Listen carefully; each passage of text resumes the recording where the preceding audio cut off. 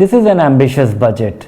Ambitious because massive outlay for capital expenditure. Also, I can say that it is not a petty budget, because a budget coming in the year before the general election, the temptation would have been to give some freebies or give some incentive or give some things which people can relate to. It's none of that. It's infrastructure, it's railways, it's roads.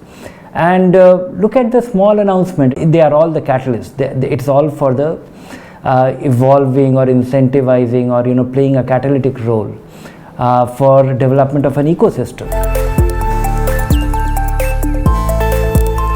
Populist or prudent? What will you call today's budget by Nirmala Sitharaman? And how will it impact you, the common man, the average investor? Hello and welcome to this special budget episode of Investors Hangout. This weekly interaction to help you learn and understand savings and investment issues is brought to you by Aditya Birla Sun Life Mutual Fund and Value Research.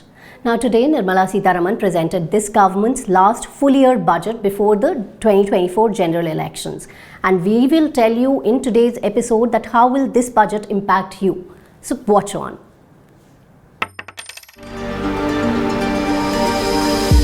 For the common man, 2-3 things. One is for the old people, the senior citizen savings scheme, which is the safest, surest thing which people rely on. And it's also the highest yielding guaranteed income avenue for investors. For ever since it started, the maximum that one can invest was 15 lakh rupee. That has been increased to 30 lakh rupee, which I think is a very significant thing, is a very positive thing. Because those investors who are in their retirement, they are not used to market linked investment. They need to, and their need for income. So even if you are well off, you actually don't generate meaningful income, and you don't generate meaningful income from a secure avenue.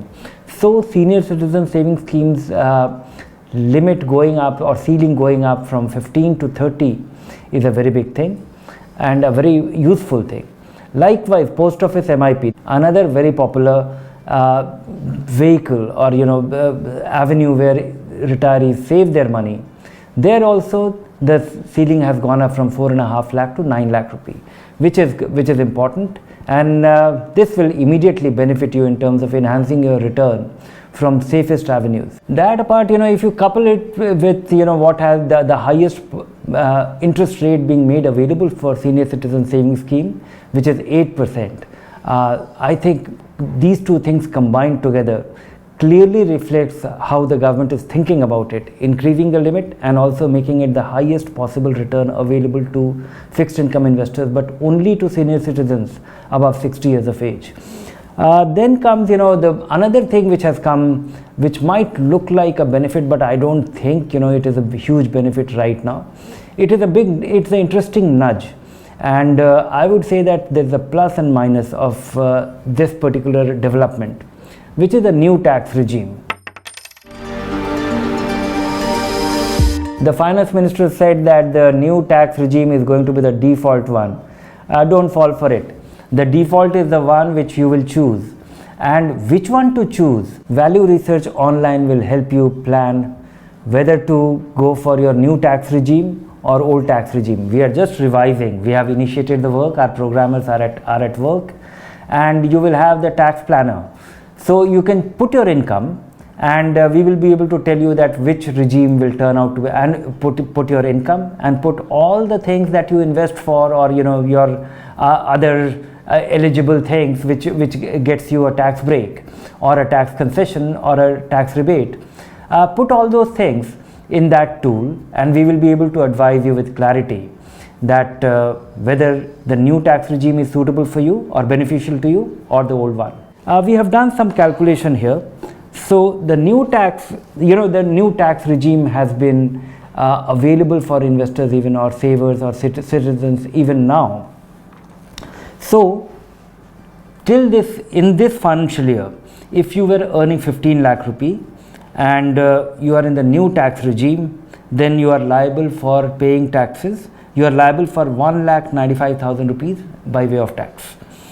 That will get revised downward because of the revision in the tax rate for the new tax regime.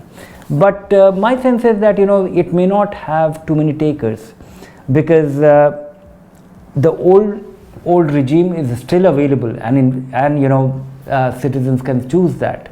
And there is a legacy, you are used to it. It is not too much of a hassle. Let me put it in a nutshell. The government has not gone about spending money as if there is no tomorrow, because next year is going to be election. It has been careful, yet it has embarked on a very ambitious plan to spend money on infrastructure of all kind, wide variety. So that will benefit, that will create jobs, that will create all kind of ecosystem where people will benefit. And the downside of this is that people may not realize or may not relate to a tangible thing coming in their pocket. The other thing, the new tax slab, I have something, it looks simple. It is a step in that direction. The government is trying to simplify that, no rebate anymore. This is what you earn, this is what you pay by way of taxes, and it's uncluttering the whole machinery that we have. This many rebates, this many concessions here and there, none of that. And this attitude is right, but I think for all the small guys, all the people who just get into the tax bracket in their early phase of their career, when they start, that is the time when most people are unable to save. Not only they are unable to save, once they are given the incentive that if they are able to save, if they save and invest that money for the long term, here is a carrot, and that carrot is gone now. There is absolutely no incentive for somebody to get started with a 30,000 rupee annual investment in an ELSS or any such thing, because and those people for whom it was meant for, the people for whom the incentive was designed to help them save and invest, that incentive is gone. Now everybody will give a flat fee, concessional tax, and end of the story. So at Value Research, we have always thought that this was a gateway investment. This was actually an invitation. This was an invitation sponsored by the government that save, invest, and you will be able to save on taxes. And this was very helpful in helping people fall in habit of investing their savings.